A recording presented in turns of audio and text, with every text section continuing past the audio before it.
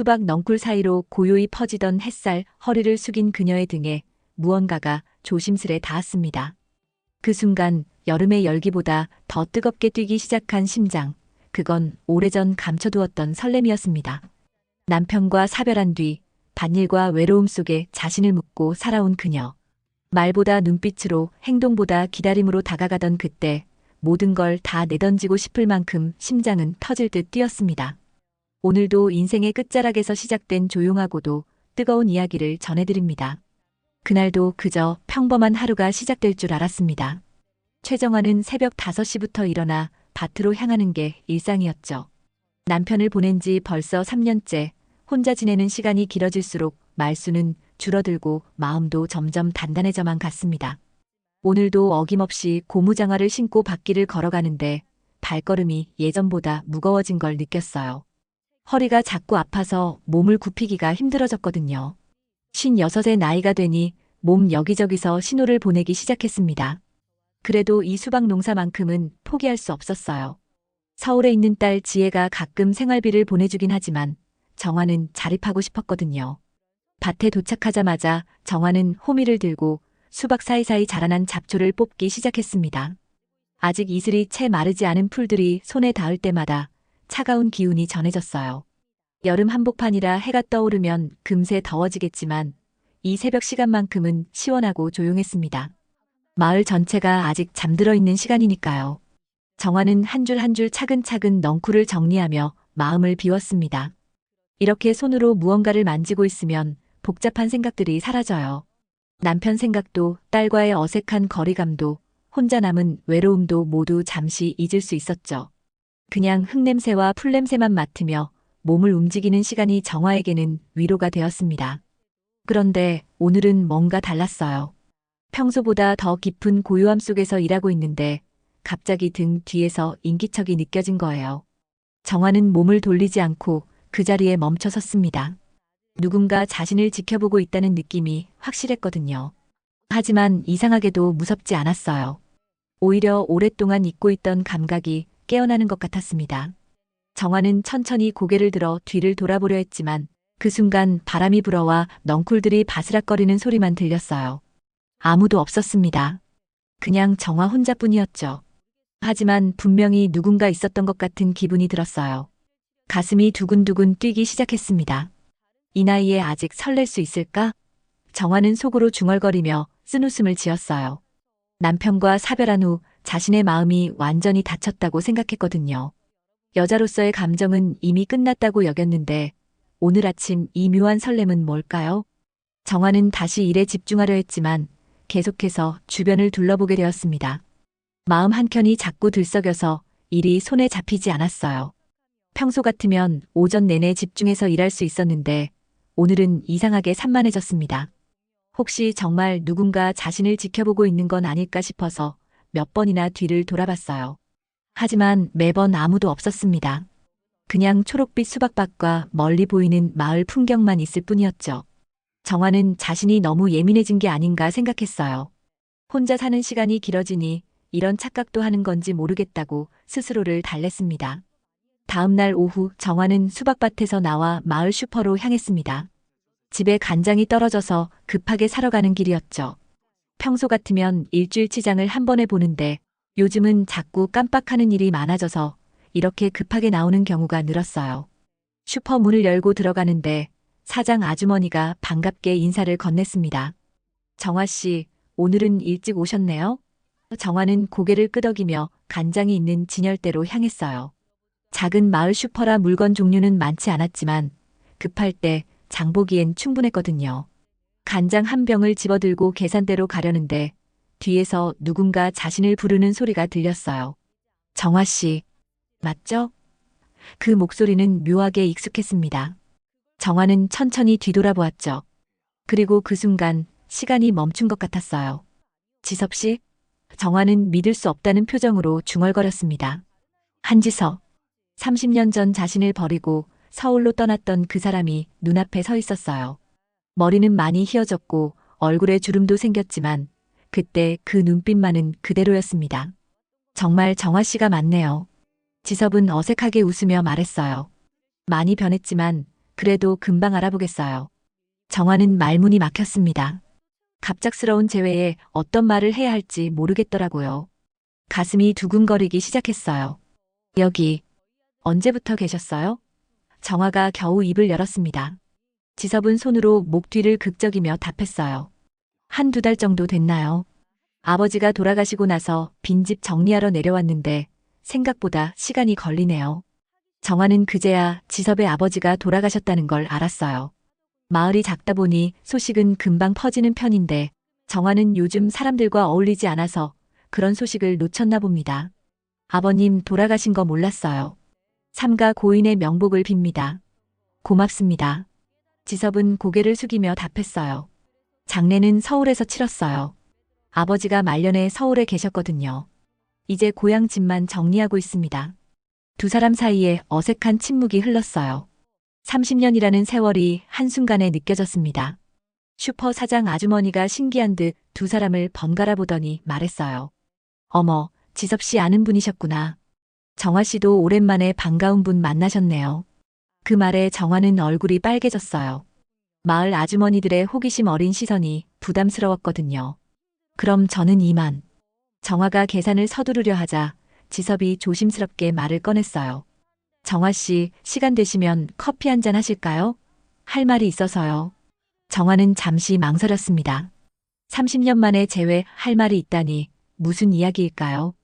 글쎄요. 정화는 애매하게 대답했어요. 마음 한편으로는 궁금했지만 다른 한편으로는 두려웠거든요. 지섭은 정화의 망설임을 눈치채고 말했어요. 급하지 않으니까 천천히 생각해 보세요. 저는 당분간 여기 있을 거예요. 정화는 간장값을 계산하고 슈퍼를 나왔습니다. 지섭도 함께 나와서 어색하게 서 있었어요. 이런 모습으로 다시 만날 줄 몰랐네요.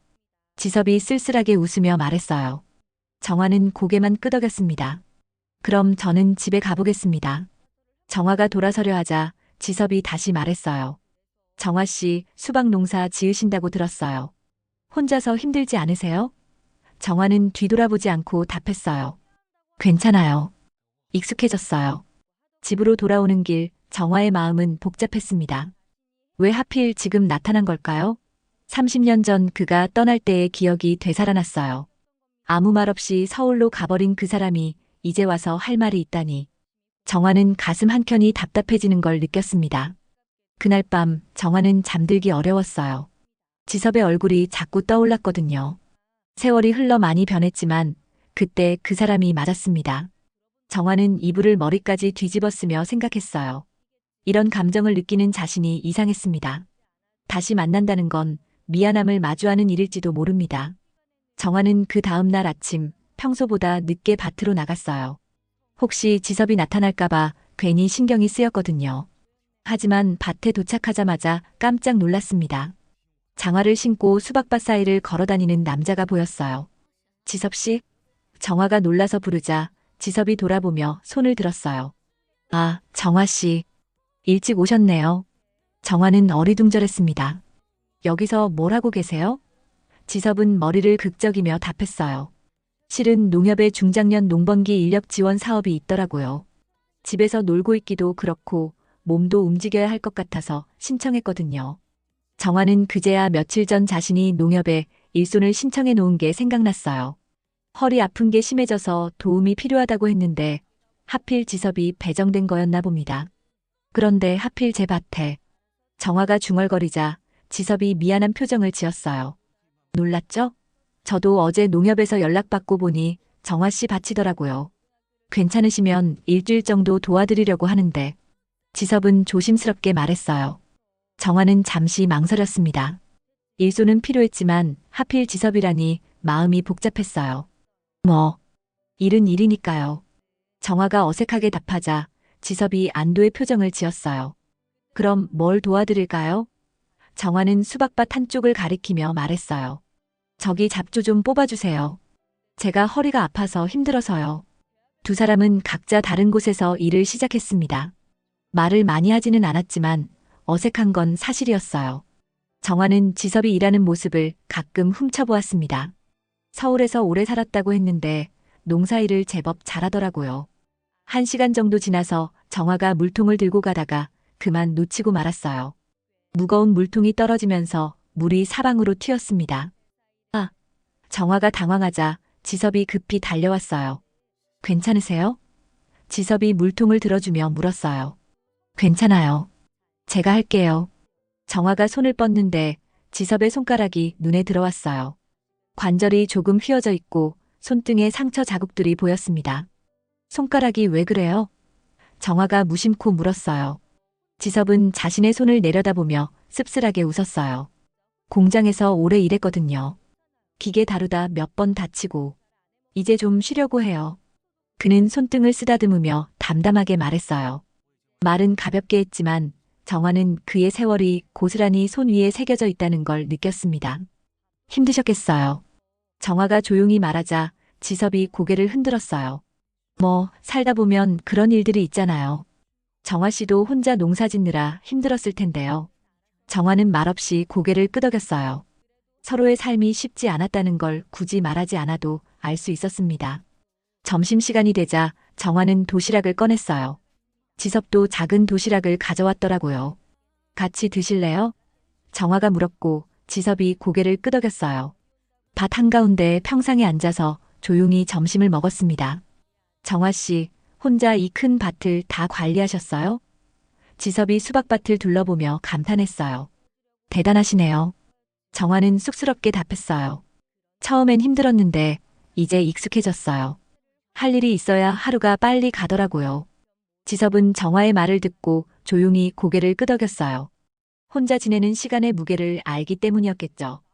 두 사람 사이에 편안한 침묵이 흘렀습니다. 예전처럼 어색하지 않았어요. 오후에는 함께 수박밭 사이를 정리했습니다. 정화가 넝쿨을 정리하면 지섭이 지지대를 세워주고 지섭이 잡초를 뽑으면 정화가 물을 주었어요. 말을 많이 하지는 않았지만 어느새 호흡이 맞아떨어졌습니다. 해가 기울어갈 무렵 지섭이 작업을 마무리하며 말했어요. 오늘 수고 많으셨어요. 내일도 와도 될까요? 정화는 잠시 망설이다가 답했어요. 농협에서 일주일이라고 했으니까요. 지섭은 안도의 표정을 지었어요. 집으로 돌아가는 길 정화는 이상한 기분이었어요. 30년 전 그때의 지섭은 아니지만 어쩐지 마음은 편했습니다. 함께 일하는 시간이 나쁘지 않았거든요. 정화는 속으로 생각했어요. 이런 감정을 느끼는 게 괜찮은 건지. 폭염이 이어지던 날 정화는 오전 일찍부터 밭에 나가 호스를 설치하고 있었습니다. 수박들이 더위에 시들어가는 것 같아서 물을 충분히 주려고 했어요. 지섭은 수박 넝쿨을 정리하며 정화의 눈치를 살피고 있었습니다. 정화 씨, 호스 연결 도와드릴까요? 지섭이 조심스럽게 물었어요. 정화는 고개를 저었습니다. 괜찮아요. 제가 할게요. 하지만 호스 연결부가 오래되어서 잘 맞지 않았어요. 정화가 힘을 주며 연결하려 하는데 갑자기 호스가 빠지면서 물줄기가 사방으로 튀었습니다. 아! 정화가 소리를 지르며 뒷걸음질 쳤어요. 차가운 물이 온몸에 쏟아지고 있었거든요. 그때 지섭이 급히 달려와서 정화를 끌어당겼습니다. 호스를 잡으려다가 정화를 등 뒤에서 안게 되는 자세가 되었어요. 순간 정화는 얼어붙었습니다. 지섭의 체온이 등을 통해 전해져 왔고 그의 숨소리가 귓가에 들렸어요. 심장이 쿵쿵 뛰기 시작했습니다. 지섭도 당황한 것 같았어요. 두 사람은 몇 초 동안 그대로 멈춰 있었습니다. 죄송해요. 지섭이 얼떨떨하게 중얼거리며 정화를 놓아줬어요. 정화는 얼굴이 빨개져서 고개를 돌렸습니다. 괜찮아요. 물만 좀 닦으면 돼요. 지섭이 재빨리 호스를 잡아서 물을 멈췄어요. 두 사람 모두 어색해졌습니다. 그날 오후 정화는 일찍 집에 들어갔어요. 마음이 너무 복잡해서 일이 손에 잡히지 않았거든요. 아까 그 순간의 느낌이 자꾸 떠올랐습니다. 이런 감정을 느끼는 자신이 이상했어요. 56 나이에 무슨 설렘이냐며 자책했습니다. 해가 지고 난 후 정화는 마당에서 빨래를 널고 있었어요. 그때 지섭이 감자전과 맥주 몇 병을 들고 찾아왔습니다. 낮에 너무 놀라셨죠? 미안해서요. 저녁이라도 같이 하실래요? 지섭의 목소리에는 진심이 담겨 있었어요. 정화는 잠시 망설였습니다.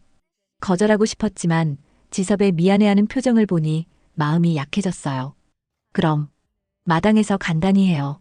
정화가 작은 상을 꺼내 평상 위에 올렸어요. 김치와 두부 부침, 멸치볶음을 꺼내 놓았습니다. 두 사람은 조용히 맥주를 마시며 감자전을 먹었어요. 처음엔 어색했지만 시간이 지나면서 분위기가 부드러워졌습니다. 여름밤 벌레 소리와 시원한 바람이 긴장을 풀어주었어요. 정화 씨, 정말 미안해요. 낮에 너무 갑작스럽게. 지섭이 말을 꺼내자 정화가 손을 흔들었어요. 괜찮아요. 사고였잖아요. 하지만 정화의 목소리는 떨리고 있었습니다. 그 순간의 기억이 아직 생생했거든요. 맥주 한 병을 마시고 나자 지섭이 진짜 하고 싶었던 말을 꺼냈어요. 그때는 그냥 도망쳤어요. 아버지가 너무 완강하셔서 정화 씨 이름조차 꺼내지도 못했어요. 정화는 맥주잔을 내려놓고 지섭을 바라봤습니다. 결국 부모님이 정해준 여자랑 결혼했죠. 사랑은 없었어요. 아기도 없었고 그렇게 살다 보니 어느 날 내 마음이 죽어 있는 걸 알았어요. 지섭의 목소리가 점점 작아졌어요. 정화는 말없이 술잔을 기울였습니다. 가끔 혼자 있을 때마다 괜히 감자전 냄새만 맡아도 당신 생각이 났어요. 지섭이 정화를 바라보며 말했어요. 정화는 눈시울이 붉어지기 시작했습니다.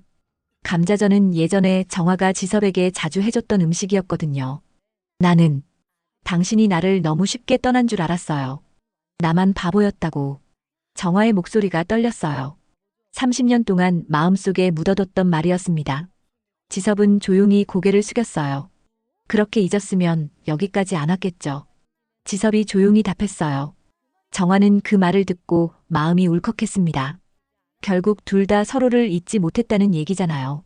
밤이 깊어지면서 두 사람의 대화는 더 깊어졌어요. 서로의 지난 30년을 조금씩 털어놓았습니다. 힘들었던 시간들, 외로웠던 순간들, 맥주 때문인지 마음이 열리기 시작했어요. 정화야. 지섭이 처음으로 정화를 이름으로 불렀어요. 정화는 가슴이 쿵했습니다. 30년 만에 듣는 그 부름이 너무 그리웠어요. 두 사람은 서로를 바라보며 조용히 웃었습니다. 맥주 3병째를 비워갈 즈음 여름밤 공기가 한결 부드러워졌습니다. 서로를 바라보던 두 사람 사이에 더 이상 어색함도 망설임도 남아있지 않았습니다. 정화는 조용히 자리에서 일어나 안으로 들어가며 말했어요. 오늘은 그냥 있어요. 비도 올 것 같고. 지섭은 아무 말 없이 뒤따라 들어왔습니다. 방 안엔 선풍기 돌아가는 소리만 들리고 창문 밖에서는 벌레 울음소리가 길게 이어졌습니다. 둘은 나란히 이부자리에 앉아 한동안 아무 말도 하지 않았습니다. 그러다 지섭이 조심스레 정화의 손등 위에 손을 얹었고 정화는 그 손을 살짝 감싸쥐었습니다. 서로의 온기가 전해지는 그 순간 오랜 시간 닫혀있던 마음이 열렸습니다. 그날 밤 두 사람은 조용히 아주 천천히 서로를 안았습니다. 말보다 더 많은 감정이 눈빛과 손끝을 타고 전해졌고 30년의 그리움과 외로움이 그 안에서 부드럽게 녹아내렸습니다. 다음 날 아침 지섭은 조용히 눈을 떴습니다. 정화는 이미 일어나 창가에 앉아 있었어요. 등을 돌리고 밖을 바라보는 그 모습이 어딘지 쓸쓸해 보였습니다. 지섭은 일어나 앉으며 정화를 불렀어요. 정화야, 괜찮아? 정화는 돌아보지 않고 답했어요. 이제 가요. 누가 보면 안 돼요. 목소리가 차갑게 식어 있었습니다. 어젯밤의 따스함은 온데간데 없었어요. 지섭은 정화의 변한 모습에 당황했습니다. 정화야, 우리 얘기 좀 해야 하는 거 아냐? 무슨 얘기요? 어젯밤은 술 때문이었어요. 착각하지 마세요. 정화의 말은 칼날처럼 날카로웠어요. 지섭은 가슴이 아팠지만 정화의 마음을 이해할 수 있었습니다. 이 작은 마을에서 둘의 관계가 알려지면 감당하기 어려운 소문이 돌겠죠. 알겠어. 그럼 나는 가볼게. 지섭이 조용히 일어나 옷을 입었어요. 정화는 여전히 창가에 앉아 있었습니다. 지섭이 문을 열려 하자 정화가 뒤에서 말했어요. 지섭 씨, 농협 일손 지원은 오늘까지예요. 내일부터는 안 나오셔도 돼요. 지섭은 문고리를 잡은 채 멈춰 섰어요. 정화야, 정말 이렇게 끝내는 거야? 정화는 대답하지 않았습니다. 지섭은 한숨을 쉬며 문을 열었어요. 그럼, 몸 건강해. 문이 닫히는 소리가 정화의 가슴을 아프게 했습니다. 지섭이 떠나고 나서 정화는 창가에 계속 앉아 있었어요. 마당으로 나가는 지섭의 뒷모습이 보였습니다. 그는 한 번도 뒤돌아보지 않고 걸어갔어요. 정화는 눈물이 나려는 걸 참았습니다. 이게 맞는 거라고 스스로를 달랬어요. 그날부터 정화는 일부러 연락을 끊었습니다. 밭에도 나가지 않고 집에만 있었어요. 마을 사람들이 수박은 어떻게 되었냐고 물어봐도 대충 얼버무렸습니다. 사실 수박들이 걱정되긴 했지만 지섭을 마주칠까봐 밭에 갈 엄두가 나지 않았어요. 이틀째 되는 날 정화는 밤잠을 이루지 못했습니다. 지섭 생각이 자꾸 났어요. 혹시 지금쯤 자신을 찾아올까 싶어서 창밖을 자주 내다봤지만 아무도 오지 않았습니다. 정화는 자신이 너무 냉정하게 굴었나 싶어서 후회했어요. 사흘째 되는 날 아침 정화는 견딜 수 없어서 밭으로 나갔습니다. 수박들이 어떻게 되었는지 확인해야 했거든요. 그런데 밭에 도착하자마자 깜짝 놀랐어요. 수박들이 말끔히 정리되어 있고 물까지 주어져 있었습니다. 누가 이걸? 정화가 중얼거리며 밭을 둘러보는데 한쪽 구석에 물병 하나가 놓여 있었어요. 그리고 작은 쪽지도 있었습니다. 수박들이 걱정되어서 몸 조심해. 지섭의 글씨였습니다. 정화는 그 쪽지를 보며 울컥했어요. 자신이 냉정하게 거절했는데도 지섭은 여전히 자신을 걱정해주고 있었습니다. 정화는 쪽지를 가슴에 꼭 안고 눈물을 흘렸어요. 이런 사람을 왜 밀어냈을까요? 며칠 후 새벽, 정화는 밭에 가려다 멈춰섰습니다. 지섭과의 어색한 만남 이후 며칠이 지났지만 여전히 마음이 복잡했어요. 밭에 가면 또 지섭이 있을까봐 두려우면서도 한편으로는 보고 싶었습니다. 정화는 한참을 망설이다가 천천히 밭으로 향했어요. 밭에 도착하자 정화는 깜짝 놀랐습니다. 지섭이 조용히 풀을 뽑고 있었어요. 정화를 보지도 못한 척하며 묵묵히 일만 하고 있었습니다. 정화는 어떻게 인사해야 할지 몰라서 그냥 자신의 일을 시작했어요. 지섭은 정화가 온 걸 알고 있었지만 먼저 말을 걸지 않았습니다. 그냥 자신이 할 일만 조용히 했어요. 잡초를 뽑고 수박 넝쿨을 정리하고 물을 주었습니다. 마치 정화가 없는 것처럼 자연스럽게 일했어요. 1시간 정도 지나자 지섭이 일을 마치고 일어났습니다. 정화 옆에 물병 하나를 조용히 두고 아무 말 없이 돌아서려 했어요. 정화는 그 모습을 보며 가슴이 아팠습니다. 지섭 씨, 정화가 조심스럽게 불렀어요. 지섭이 걸음을 멈추고 뒤돌아봤습니다. 왜 이렇게 해주세요? 정화가 물었어요. 지섭은 잠시 망설이다가 답했어요. 그냥 수박들이 걱정돼서. 정화는 그 말이 거짓말이라는 걸 알았습니다. 지섭은 수박이 아니라 정화가 걱정되었던 거예요. 고마워요. 정화가 작게 말하자 지섭이 쓸쓸하게 웃었어요. 정화야, 나는 그냥 내가 힘들어하는 걸 보고 싶지 않아서 그래. 다른 의미는 없어. 지섭의 말에 정화는 눈물이 고였습니다. 그날 저녁 정화는 지섭이 좋아하던 음식을 생각해봤습니다. 예전에 감자전을 참 좋아했는데 아직도 좋아하는 것 같았어요. 정화는 감자를 깎아서 전을 부쳤어요. 오랜만에 만드는 감자전이었습니다. 도시락통에 감자전과 밑반찬을 담고 정화는 밭으로 향했어요. 지섭이 아직 일하고 있을 시간이었거든요.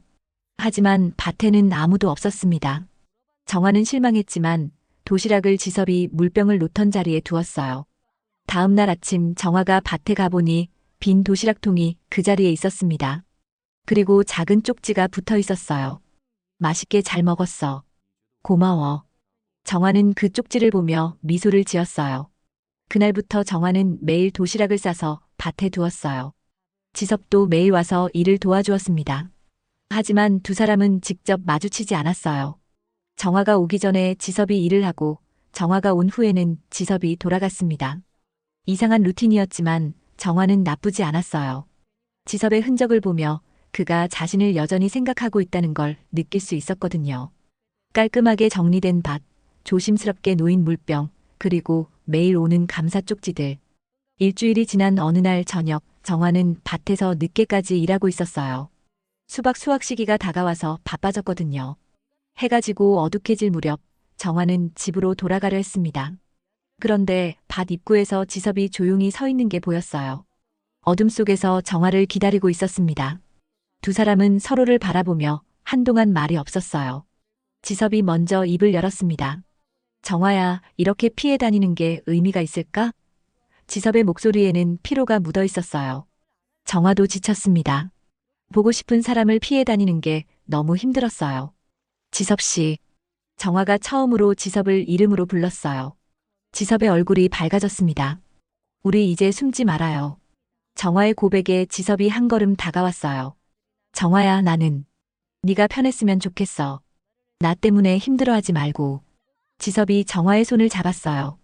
정화는 그 따뜻함에 눈물이 났습니다. 30년을 기다렸던 손길이었어요. 지섭 씨, 미안해요. 나도 무서웠어요. 이 나이에 연애를 한다는 게. 정화가 솔직하게 말하자 지섭이 고개를 저었어요. 나이가 뭐가 중요해?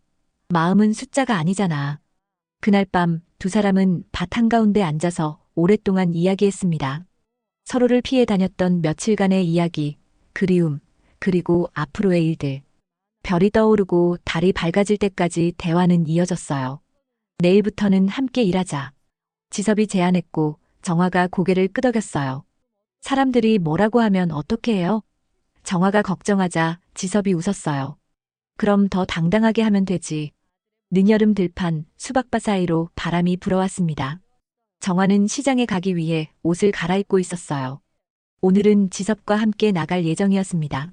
며칠 전부터 둘은 다시 함께 일하기 시작했고 마을 사람들의 시선도 이제는 크게 신경 쓰지 않았어요. 정화야, 준비됐어? 지섭이 대문 앞에서 기다리며 불렀어요. 정화는 거울을 한 번 더 보고 밖으로 나갔습니다. 지섭이 환하게 웃으며 손을 내밀었어요. 같이 갈까? 정화는 잠시 망설이다가 지섭의 손을 잡았습니다. 두 사람은 손을 잡고 마을길을 걸었어요.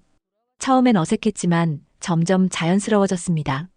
지나가는 사람들이 두 사람을 보며 수군거렸지만 정화는 이제 눈치 보지 않았어요. 지섭도 당당하게 정화의 손을 꼭 잡고 걸었습니다. 시장에 도착하자 아는 상인들이 반갑게 인사했어요. 어머, 정화 씨. 요즘 얼굴이 많이 밝아졌네요. 과일 가게 아주머니가 의미심장하게 웃으며 말했어요. 정화는 부끄러워하며 과일 몇 개를 골랐습니다. 지섭 씨도 오랜만이네요. 둘이 잘 어울리시네. 생선가게 아저씨도 한마디 거들었어요. 지섭이 웃으며 답했어요. 고맙습니다. 정화가 잘 챙겨줘서 좋아요. 정화는 지섭의 말에 얼굴이 빨개졌지만 싫지 않았어요.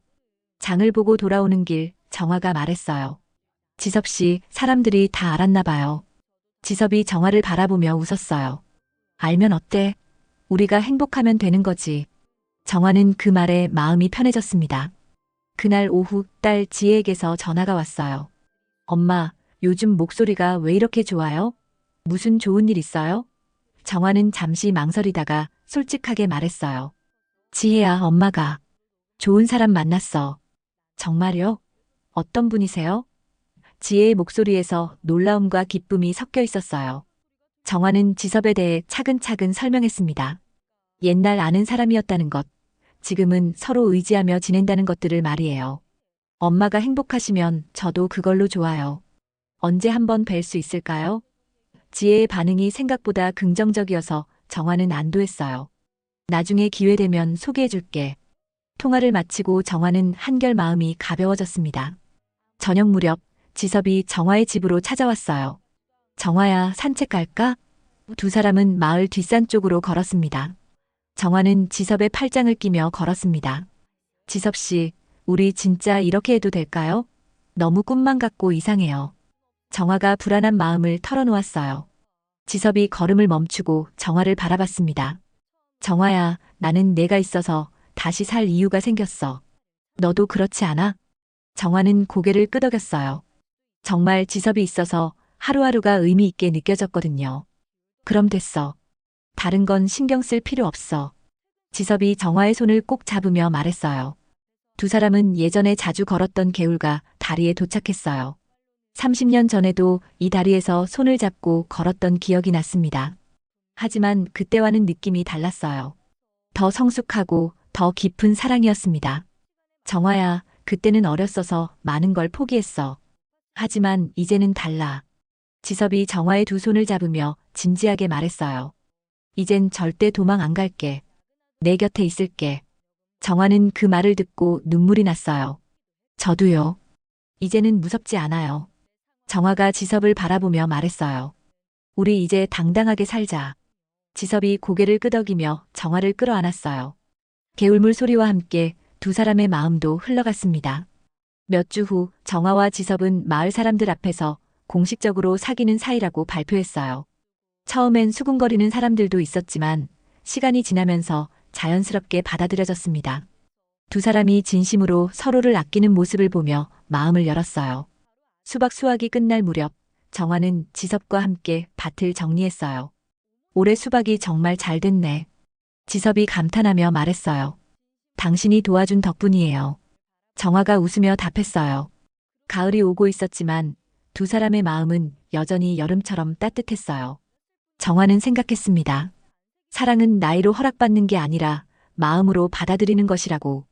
황혼의 사랑은 조용하지만 가장 단단한 감정이었어요.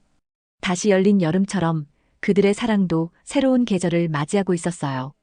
오늘의 사연 어떠셨나요? 재밌게 들으셨다면 구독과 좋아요 꼭 눌러주시고 주인공에게 힘찬 응원의 댓글도 많이 남겨주세요. 감사합니다.